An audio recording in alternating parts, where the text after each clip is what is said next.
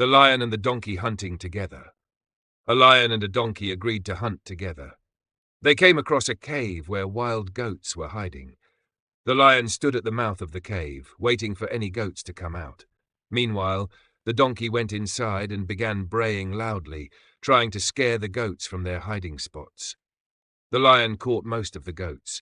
Afterward, the donkey came out and asked the lion if he had fought bravely and driven out the goats.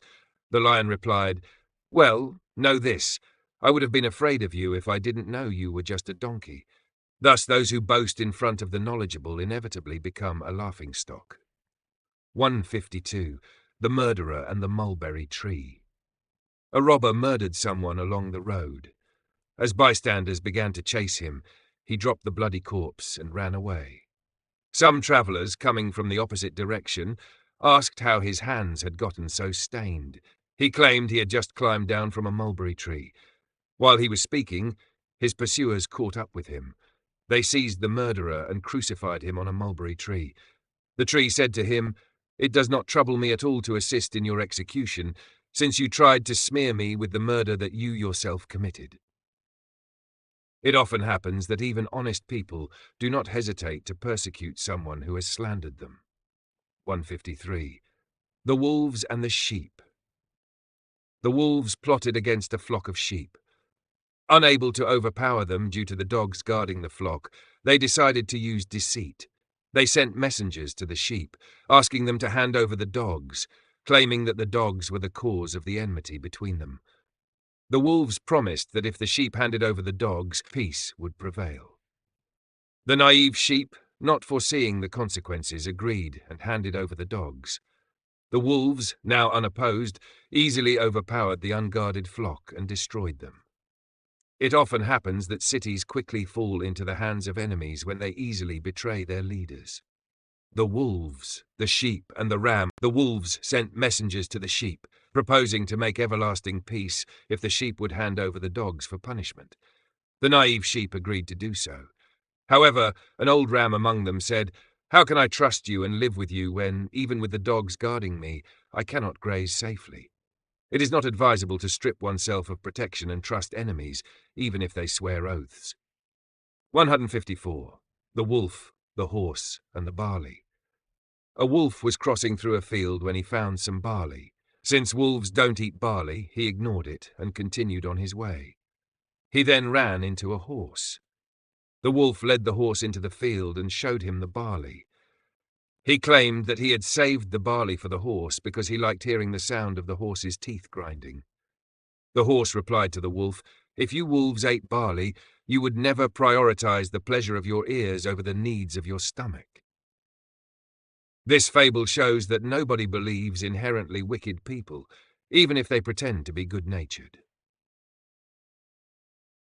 A wolf once saw a lamb who had wandered away from the flock. He didn't want to rush upon the lamb and seize him violently. Instead, he sought a reasonable complaint to justify his hatred.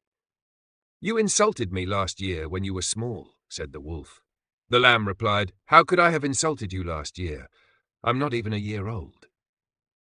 The wolf continued, "Well, aren't you eating the grass of this field which belongs to me?" The lamb said, "No, I haven't eaten any grass. I haven't even started grazing." Finally, the wolf exclaimed, "But didn't you drink from the fountain which I drink from?" The lamb answered, "It is my mother's milk that gives me my drink." The wolf then seized the lamb, and as he chewed, he said, "You are not going to make this wolf go without his dinner, even if you can easily refute every one of my charges." It shows that when the intention is to harm, even a just defense is of no use. 156. The Wolf and the Crane. A wolf swallowed a bone that got stuck in his throat. The pain was excruciating, so the wolf started searching for someone who could remove it in exchange for a reward. He asked every animal for help, but all refused. Finally, the crane was persuaded by the wolf's solemn promises. Trusting her long beak to the wolf's gaping maw, the crane carried out the dangerous cure. When the crane demanded the promised reward, the wolf sneered, "You ungrateful creature! You pulled your head safely from my mouth, and yet you still ask for a reward." The story shows that when dealing with inherently wicked people, the best reward is simply escaping unharmed. 157. The Wolf and the Goat on the Cliff. There was a goat grazing up high on a cliff. At the bottom of the cliff, a wolf wanted to catch and eat the goat. Since the wolf could not climb the cliff, he stood below and said to the goat, "You poor creature, why have you left the level plains and meadows to graze upon the cliff? Are you trying to tempt death from that height?" The goat replied, "I know you're not inviting me for my benefit. Why do you think I'll come down from this cliff just so you can eat me for dinner?" This fable illustrates that sometimes people give advice that benefits them, but is dangerous for you. 58. The Wolf and the Nurse.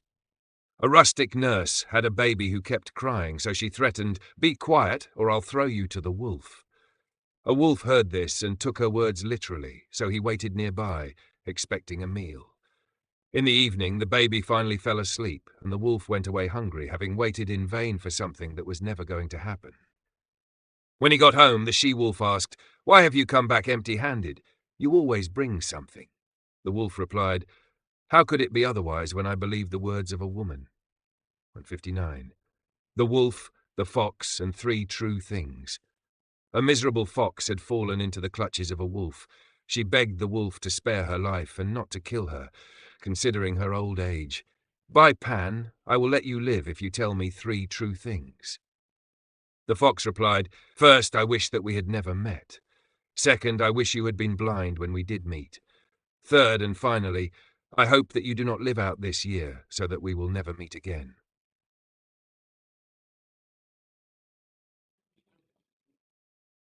A wolf had been mauled by dogs and had cast himself down on the ground. Because of his injuries, the wolf could not go in search of food, so when he saw a sheep, he begged her to bring him something to drink from the river that ran nearby. "If you just give me something to drink," said the wolf, "I will find myself something to eat." The sheep replied, "But if I give you something to drink, then you will make me your dinner as well." This story can be used against a wicked man who hides his plots behind a veil of pretense. 161. The Soothsayer and the Theft. A soothsayer was sitting in the marketplace predicting the future. Suddenly someone appeared and told the soothsayer that the doors of his house had been forced open and that everything inside had been stolen. The soothsayer groaned, sprang to his feet, and rushed off to his house. Someone saw him running and said, "Hey you claim to predict what will happen to others, so why couldn't you foresee your own future?" This fable addresses people who poorly manage their own lives, but still make pronouncements about others' affairs. 162. Mother, the Child, and the Crow. The mother of a small baby consulted a soothsayer who told her that her child would be killed by a crow. Terrified, the mother ordered a large chest to be built, and she shut her baby inside, protecting him so that no crow could harm him. She continued this way, opening the chest at regular intervals to give the baby the food he needed. Then one day, after she had opened the chest and was using an iron bar to prop up the lid, the child recklessly stuck his head out. At that moment, the iron bar, a crowbar, fell down on top of the boy's head and killed him. Zeus and the Bee. The bees, envious of humans enjoying their honey, went to Zeus and asked him to grant them the power to kill anyone who approached their hives by stinging them. Zeus, indignant at their malice, warned them that every time they used their sting, they would lose it, and with it, their life. This fable serves as a lesson for malicious people who harm others, only to end up suffering the consequences themselves. The Donkey, the Priests, and the Tambourine. A group of priests known as the Gali owned a donkey, which they used to carry their luggage while begging for alms. One day, the donkey died from exhaustion. The priests skinned the donkey and made tambourines from its hide, which they then used in their rituals.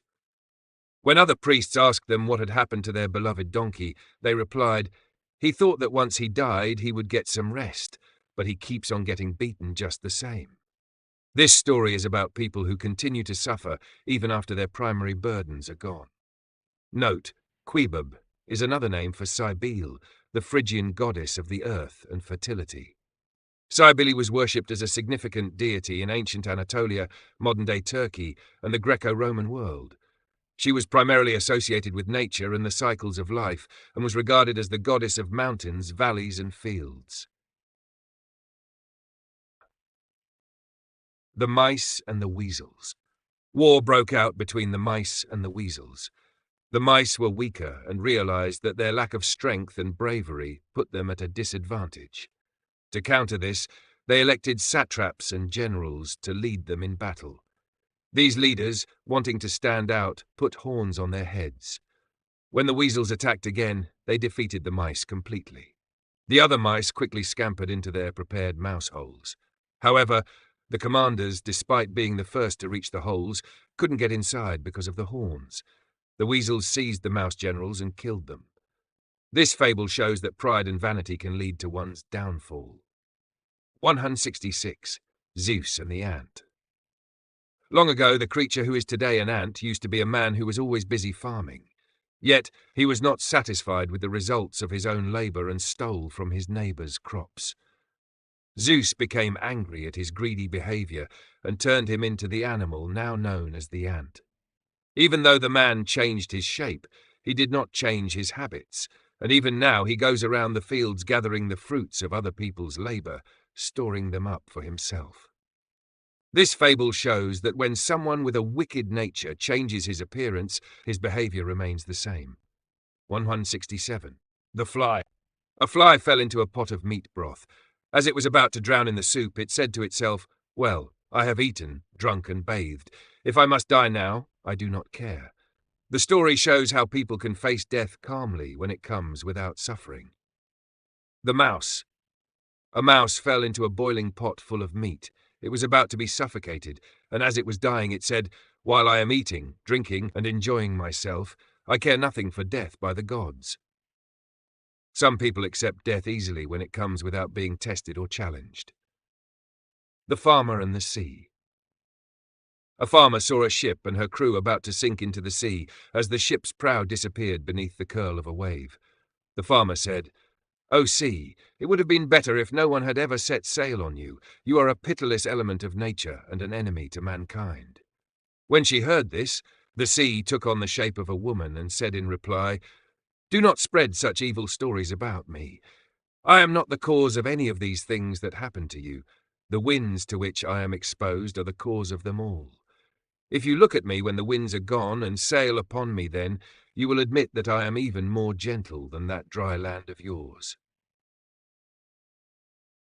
The Young Man and the Swallow. There was a young man who had squandered all his patrimony. He was left with only one cloak to keep him warm until winter's end. One day he saw a swallow that had appeared out of season, having flown up from its home in Thebes. Believing that spring had already arrived, since he no longer needed his cloak, he cast it aside. Later, when winter came with severe cold and fierce hail, he saw the swallow lying dead on the ground. He said to it, "Oh, you miserable creature, you have ruined both yourself and me." The fable shows that everything done out of season is risky. The Patient and His Symptoms. A doctor asked his patient, "How are you feeling?" The patient replied, "Oh, poor me, I'm shivering all over and it's very worrying." The doctor assured the patient that this was actually a good sign. The next time the doctor asked the patient how he was doing, the man said, "I feel awful. I'm suffering from a high fever and I'm stuck in bed." Again, the doctor said that this was a positive symptom. Finally, a family member asked, "How are you doing, my dear brother? I hope you get well soon." The man replied, "I'm dying of positive symptoms." This fable shows that when people want to console someone who is suffering, they usually encourage them by saying things that are not true. 71. The Bat, the Booby, and the Bramble Bush. The bat, the booby, and the bramble bush formed a partnership and began to engage in commerce. The bat, having borrowed silver on credit, acquired it for its own use. The booby received a share of copper, and the bramble bush obtained garments for itself. They loaded their goods onto a ship and set sail. Then, when winter became fierce and the ship was overturned, all the goods were lost and ended up in the sea.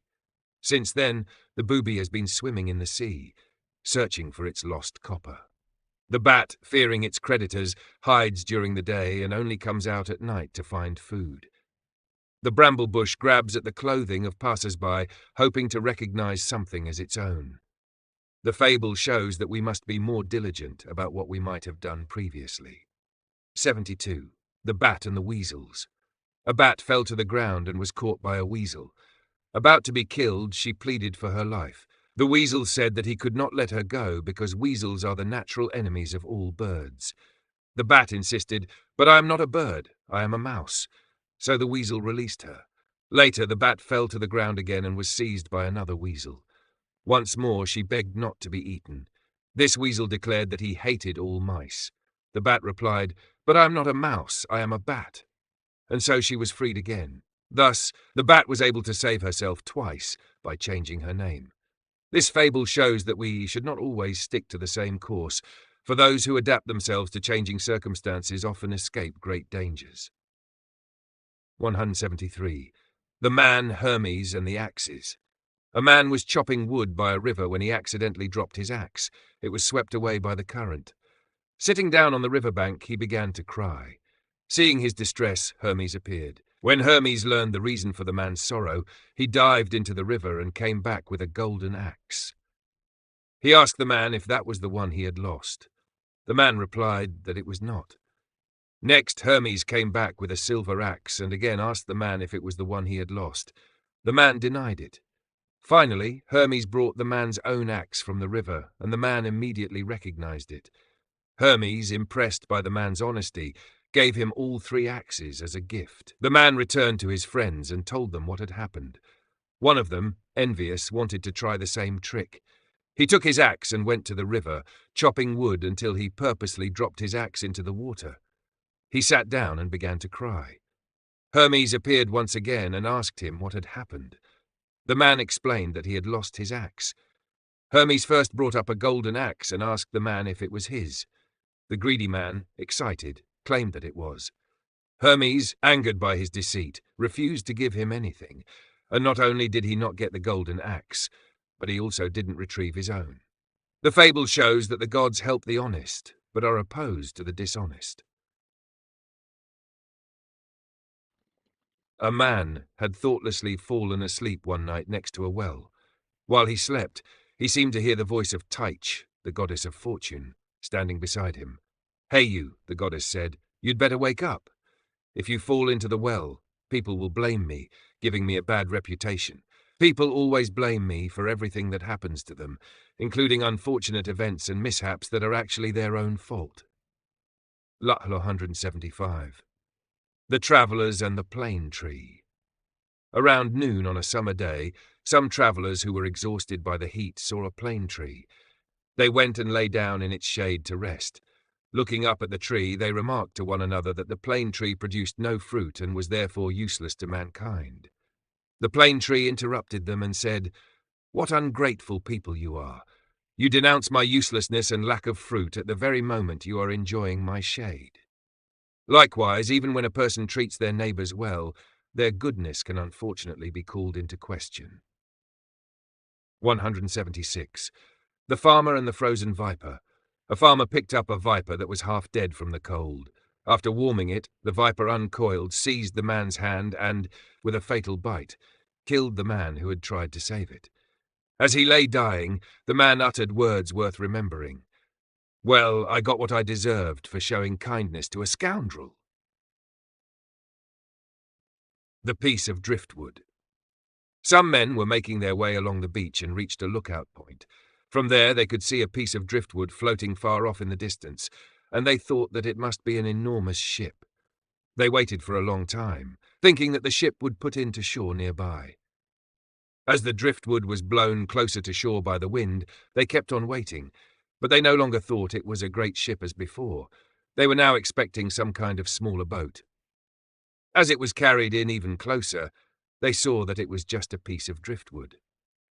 The men then said to one another, "How foolish of us!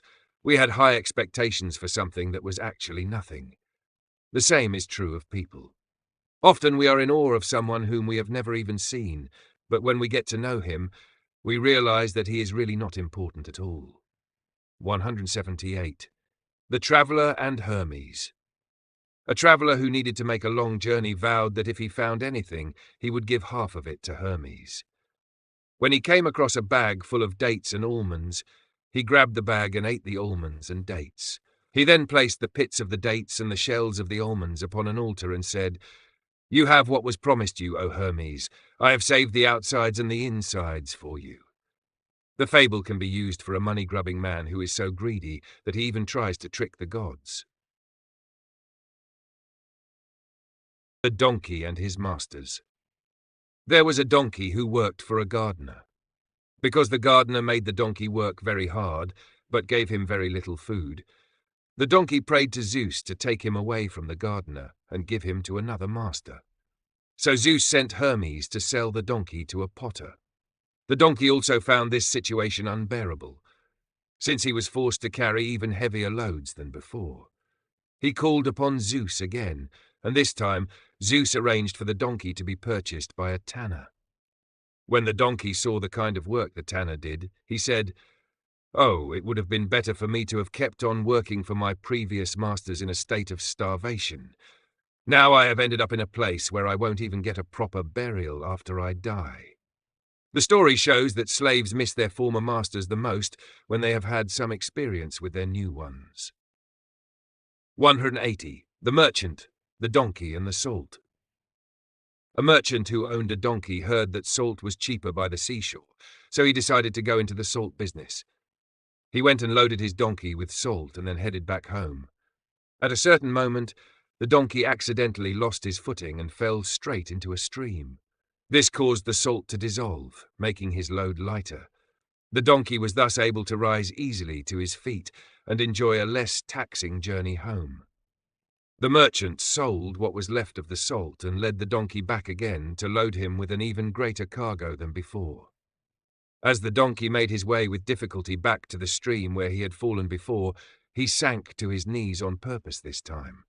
Then, after his cargo had dissolved in the water, he leaped nimbly to his feet, delighted to have turned the situation to his advantage, or so he thought. The merchant realized what was happening and decided that the next time he would bring back home a big load of porous sponges. On their way back across the stream, the wicked donkey fell down on purpose as before. This time the sponges grew heavy with water and the cargo expanded.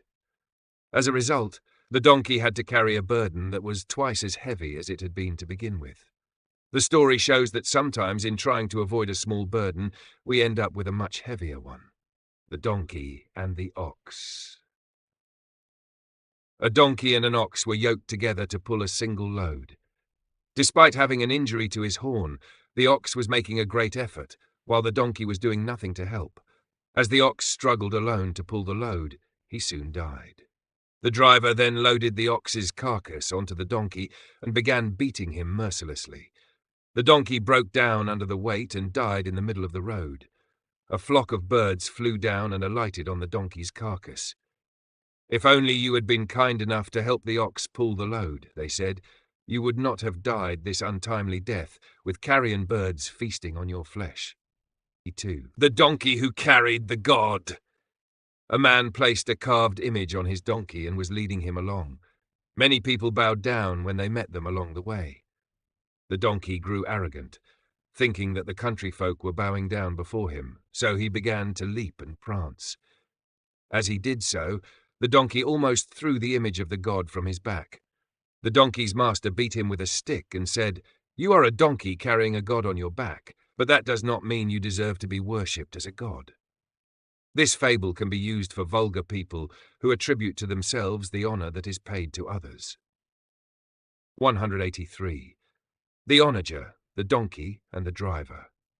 An onager, seeing a tame donkey in a pleasant spot, approached him and praised his good health and the pleasures of his diet. Later, seeing the same donkey struggling with a heavy load, beaten by the driver, he said, "I will no longer admire you, for I see that you have your abundance only with great hardship." Thus, wealth gained through dangers and suffering is not to be envied. The Donkey and the Cricket. One day, a donkey heard the sound of a cricket chirping, and was so moved by it that he asked, "What kind of food gives you such a sweet voice?" The cricket replied, My food is air and dew. The donkey thought that if he followed the same diet, he would also produce a beautiful sound like the cricket. So he tightly closed his mouth, inhaled only air, and lived on nothing but dew. In the end, the donkey died from hunger. This fable teaches us not to suppress our true nature in pursuit of something impossible. 185. Zeus and the Donkeys. The donkeys, tired of carrying burdens and living a life of constant labor, sent ambassadors to Zeus, asking him to release them from their suffering. Zeus, wanting to show them that they had asked for something impossible, said that their suffering would end the day they made a river. The donkeys took him seriously, and to this day, whenever a donkey sees where another has urinated, it stops and urinates in the same spot. This fable shows that a person cannot escape their fate. 186. The driver and the donkey on the cliff. A donkey had turned aside from the main road and was heading for a cliff. The driver shouted at him, "Where are you going, you wretched beast?" He grabbed hold of the donkey's tail and tried to drag him back from the cliff, but the donkey did not stop and instead kept going forward. So the man pushed the donkey even harder than he had pulled him back and said, "Go ahead then.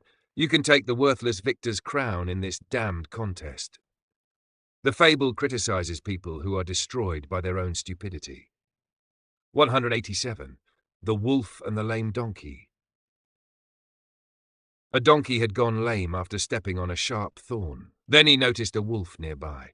Afraid that the wolf might kill him, the donkey said, "O wolf, I am dying. I'm about to draw my last breath, but I am glad to have run into you. I would prefer to have you feast on my flesh rather than a vulture or a raven. So please do me a little favor, a trifle really, and remove this prickly thorn from my hoof so that my spirit can go down to Hades free from pain." The wolf said, "That is a favor I can't begrudge you." So he pulled out the thorn with his teeth. Freed from all his pain and suffering, the donkey ran away, kicking with his heels at the wolf who stood with his mouth hanging open.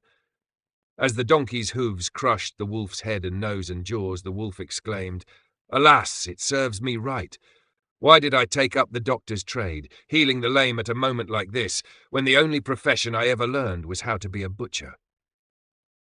The fable shows that some people get into trouble by trying to do things they are not suited for. 188. The Fox, the Donkey, and the Lion's Skin. A donkey put on the skin of a lion and went around frightening all the animals. The donkey saw a fox and tried to frighten her too, but she had heard his voice first, so she said to the donkey, "You can be sure that I too would have been afraid if I had not already heard the sound of your bray." Likewise, there are certain ignorant people whose outward affectations give them an air of importance, but their true identity comes out as soon as they open their big mouths. A Donkey and the Frogs. A donkey was carrying a load of wood across a swamp when he slipped and fell into the water. Unable to get up, the donkey began to weep and moan. When the frogs who lived in the swamp heard the donkey complaining, they said, "Hey you, what would you do if you had to spend as much time here as we do, given that you make such a fuss about having fallen in for just a few minutes?" A person who easily endures great hardships can use this fable to reproach a lazy person who is put out by the least inconvenience. 190. The Wolf and the Raven. A donkey who had a sore on his back was grazing in a meadow. A raven alighted on his back and began to peck at the wound, while the donkey brayed and reared up on his hind legs in pain. The donkey's driver, meanwhile, stood off at a distance and laughed. A wolf who was passing by saw the whole thing and said to himself, "How unfairly we wolves are treated. When people so much as catch a glimpse of us, they drive us away, but when someone like that raven makes his move, everyone just smiles at him." The fable shows that even before they act, dangerous people can be recognized at a distance. 191. The Fox, the Donkey, and the Lion. The fox and the donkey were partners in a hunting expedition. When they encountered a lion, the fox recognized the danger. She went to the lion and offered to betray the donkey if the lion would promise to spare her life. The lion agreed, and the fox then led the donkey into a trap, causing him to fall in. Once the lion saw that the donkey could not escape, he immediately seized the fox, saving the donkey for later. Likewise, it is often the case that if you plot against your associates, you will be destroyed together with them. 192. The Hen and the Eggs. A hen found some snake eggs and took it upon herself to warm them, eventually hatching them. A swallow saw this and said, "You fool! Why would you raise those who will begin their harm with you the moment they grow up?" Thus, wickedness remains untamable, even in the face of kindness. 193. The Birdcatcher and the Lark. A birdcatcher set up a snare to trap birds. A lark, watching his preparations, asked what he was doing. The man replied that he was founding a city, then stepped away from the snare. Believing the man's words, the lark approached and began eating the bait, only to find himself caught in the trap. As the birdcatcher rushed forward and grabbed him, the lark said, "If this is the kind of city you're founding, you won't have many inhabitants." Thus, households and cities are abandoned when ruled by harsh leaders. A farmer set up traps in his field to catch the cranes that were eating his seed. Along with the cranes, he also caught a stork. The stork pleaded earnestly for his release. "I'm not a crane," he said. "I'm a stork, a bird of great virtue, devoted to my parents. Just look at my feathers. They're nothing like a crane's." But the farmer replied, "I don't care what you are. I caught you with them, so you'll share their fate. If you keep company with the wicked, you will share in their punishment." The Camel and the People. The first time the people saw the camel, they were afraid and ran away, struck by her immense size. As time passed, they noticed her gentle nature and became brave enough to approach her. Gradually, they realized that she was incapable of anger. Eventually, their contempt for her grew so much that they placed a bridle on her and let their children ride on her. This fable shows that familiarity can calm even the most frightening things. A snake and a crab had become friends and were living together. The crab, being straightforward in nature, urged the snake to change his wicked ways, but the snake refused to heed the crab's advice. So the crab kept an eye on him. When he found the snake sleeping, the crab grabbed him by the neck with his claws and squeezed him to death.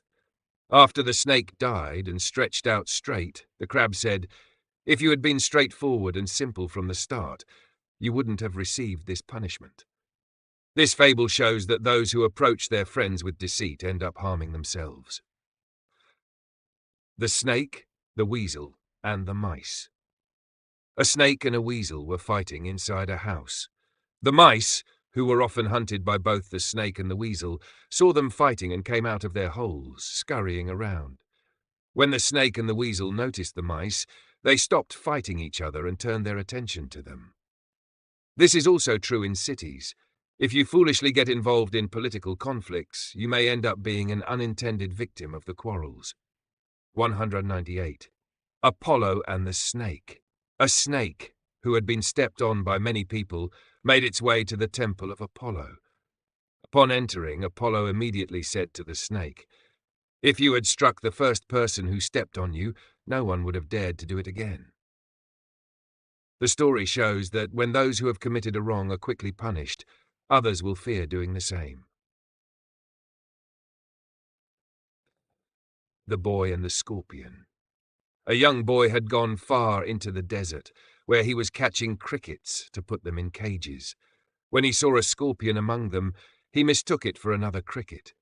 The boy reached down to pick up the scorpion, but as he did, the scorpion raised its sting and pointed it at the boy.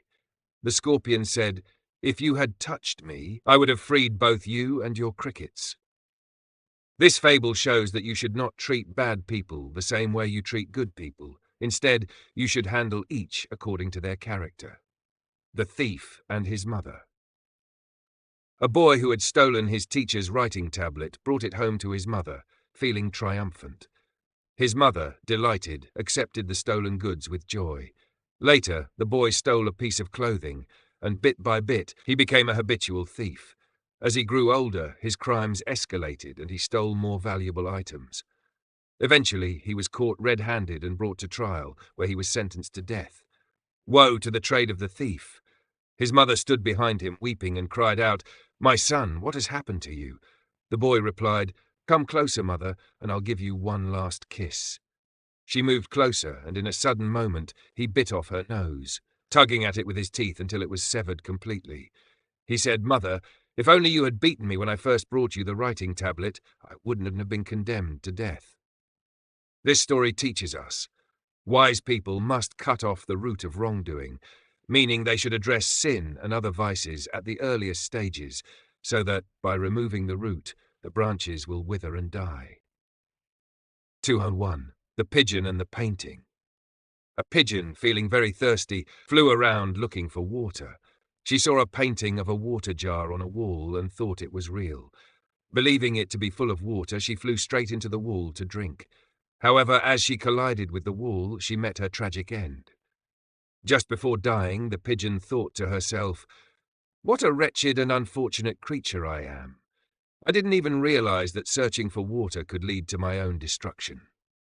This fable shows that caution is far superior to reckless haste and hurry. 202. The Dove and the Crow. A dove, living in a dovecote, was proudly boasting about how many children she had. The crow overheard her and said, "Stop bragging. The more children you have, the more slaves you bring into the world." This fable shows that the most unfortunate house slaves are those who bear children while in captivity.